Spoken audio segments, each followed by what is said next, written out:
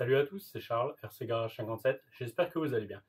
Aujourd'hui, on va attaquer des unbox. En fait, pour un petit projet, pour un essai.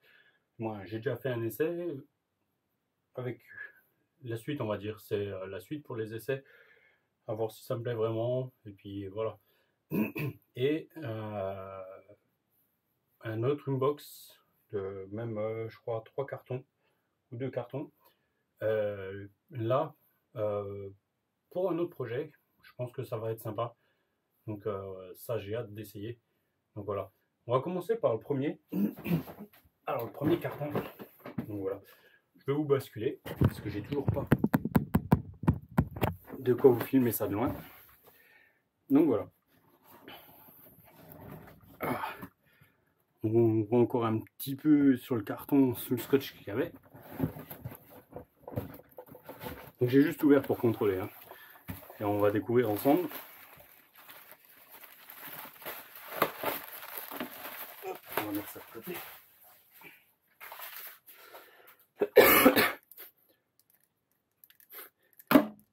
Le bonhomme de MMA. Oh, ça c'est pas mal. Donc en fait, dans le carton, j'ai déjà plus que ce que j'avais demandé, que ce que le vendeur vendait dans l'annonce. Donc c'est super sympa de sa part. Donc voilà. Donc en fait, ça c'est pour remplacer les mousses dans des pneus. Et franchement, c'est super lourd. C'est super lourd. Là, un pare-choc avec un treuil, c'est pareil. De mémoire, il n'en a pas parlé. Donc en plus, c'est cool. À voir si on peut s'amuser à le mettre dans... Je sais pas. Je connais pas du tout. Je découvre. Est-ce qu'on peut le mettre directement sur un récepteur quand on a un récepteur 6 voies ou pas? Je sais pas. En fait, en tout cas, je viens de penser à un truc sur le récepteur, par exemple, Arma. Quand on a la DX3, on pourrait s'en servir parce qu'on arrive à inverser le sens. Donc ça, c'est cool. Donc une carrosserie de F-150, moi elle est bien coupée. Hein. Mais ouais, voilà. De toute façon, c'est pour faire du franchissement. Donc voilà. En fait, on se retrouve avec un châssis bien optionné de Charisma. Donc là, on a les plots de carrosserie. Il y a 2 LED qui se baladent. Et donc ça, je pense, c'est les pare-chocs d'origine. Ouais, on doit avoir l'avant et l'arrière là. Ah, ils ont été remplis de glu. Oh, c'est pas bête ça. Ils ont été remplis de colle. Donc ouais, ça pèse déjà un peu son poids. Donc là, je pense que c'est le pare-choc arrière qui va avec celui de devant. Avec le treuil, il a à peu près la même forme. En fait, le treuil, il rajoute un poids de fou. C'est impressionnant. C'est impressionnant. J'étais en train de regarder mon retour caméra. Donc là, on a le train avant d'origine, donc avec la direction.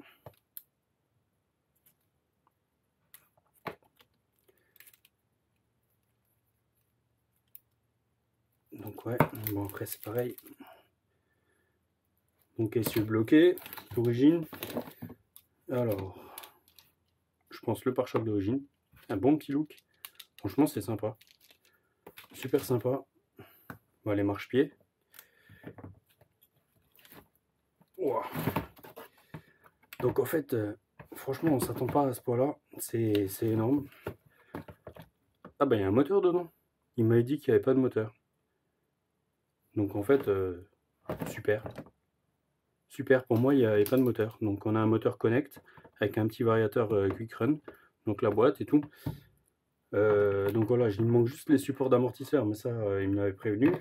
C'était marqué dans l'annonce. Et les amortisseurs, ouais, ils sont vides. Donc à refaire ou quoi. Ah bah j'ai la dock avec. Ouais, c'est cool ça. C'est cool.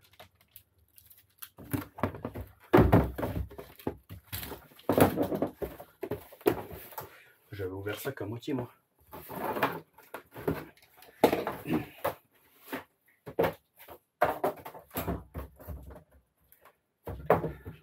Donc en fait je me retrouve avec un châssis, le cerveau dessus, cool. Franchement, hop, On s'en rend pas compte, mais wow. Le pont avant et le pont arrière, ils pèsent un poids, mais... Donc en fait, c'est juste un truc à voir. Bah, il tourne dans le même sens. Ok. Ça, c'est pas grave. C'est pas grave. Donc en fait, on a les exodes, nickel.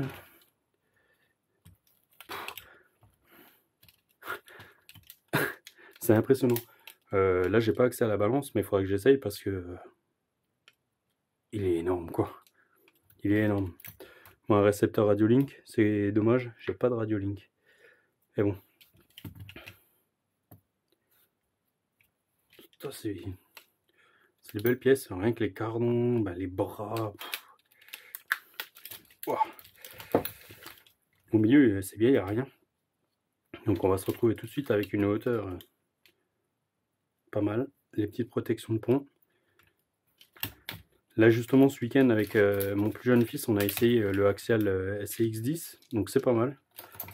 Donc mais vraiment full stock. Donc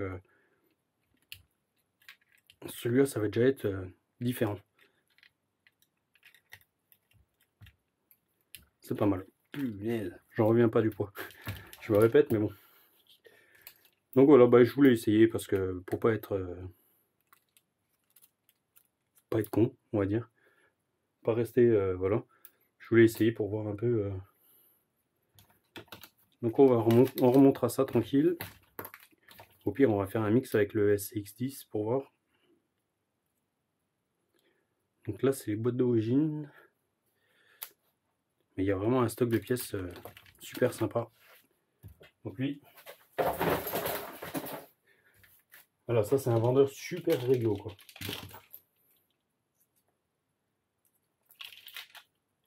Donc ouais, les plots de carrosserie. Là, il y a des trucs pour les clips. Ouais, c'est cool.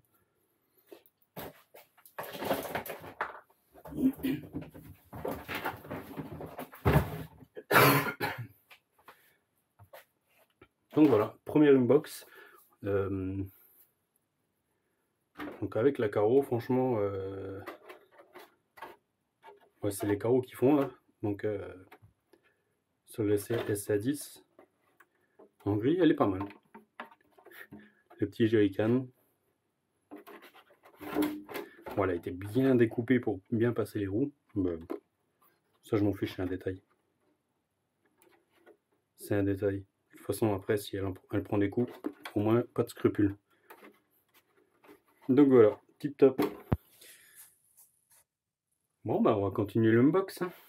Allez, on va poser ça. Salut à tous, c'est Charles, RC Garage 57. Aujourd'hui, on va faire. Donc, c'est la suite d'un unbox pour la Charisma. Donc là, on va déballer certaines pièces que j'ai commandées donc par rapport pour pouvoir la finir de la remonter et pour pouvoir en profiter. Une petite vidéo et comme ça, je vais pouvoir attaquer le remontage. Et puis, je pense ce week-end, si le temps le permet, et puis qu'on va de nouveau peut-être chez les beaux-parents ou quoi, on s'amusera avec le petit. Donc voilà, je vais vous basculer et puis on va s'occuper de ça. Bon, on entend les chargeurs derrière.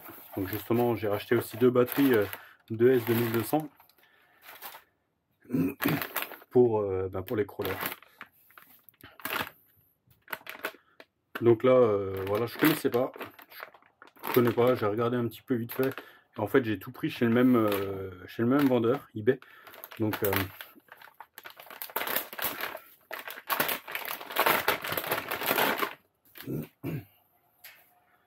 en fait, je trouvais le design assez sympa. Et par rapport à quand on regarde chez Louise, c'est des pneus qui sont assez mixtes. Bon, la mousse dedans est un peu ferme, mais ça va encore. Le pneu se déforme bien. Donc on verra lors des essais comment il va se comporter. Après, comme j'ai du poids dessus, donc voilà. Pour l'instant, j'aurai pas de poids sur les jantes en elles-mêmes ou quoi. En plus, elles sont pas prévues, mais le châssis est déjà bien assez lourd. Donc on verra. Là, c'est des petits exas, bah, justement, pour le axial.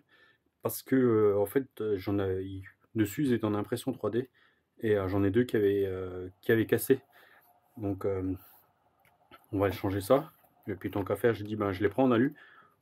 Je pense le poids est minime. Mais bon, on va dire, c'est une toute petite pièce. Et voilà, tant qu'à faire, bah, aller jusqu'au bout avec les petites pièces.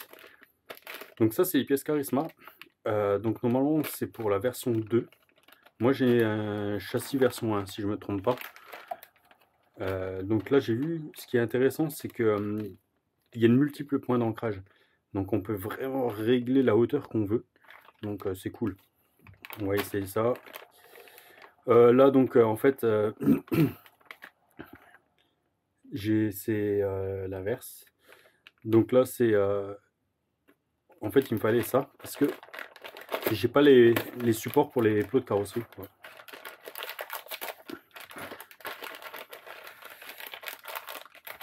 Donc j'ai des plots de carrosserie et tout, mais j'ai pas les supports qui vont pour. On va regarder, voilà, il n'y a plus.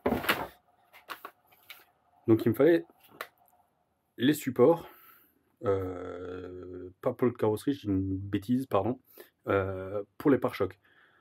Parce qu'il n'y en a pas dessus, et voilà, j'ai le pare-choc avec le treuil, même d'autres, ceux d'origine. Donc je voulais vraiment, vraiment les remettre pour voir. Et donc là, c'est les supports de la version 1 pour les amortisseurs. Donc on va juste comparer tout de suite.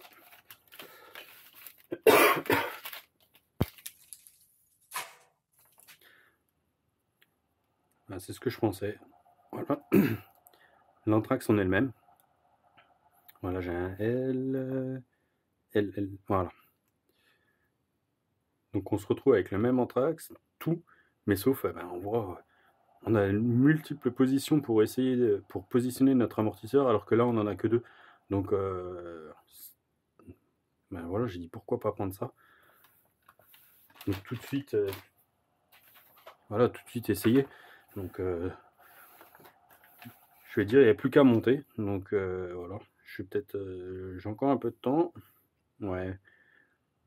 Donc on va peut-être essayer ça tout de suite. Comme ça, on pourra peut-être faire un retour un peu plus tard encore. Ah oui, aussi, donc je sais pas du tout ce que c'est. Voilà, je les ai trouvés sur l'équivalent de Le Bon Coin, mais allemand. Hop, bon ben, voilà. Bah, lui, il est vide. Ok. Donc on mettra un peu d'huile dedans.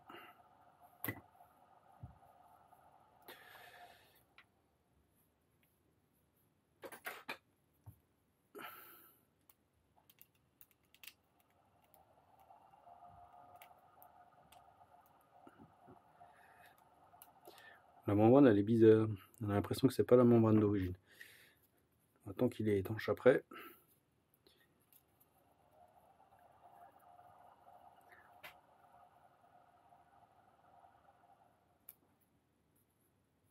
On va voir ça.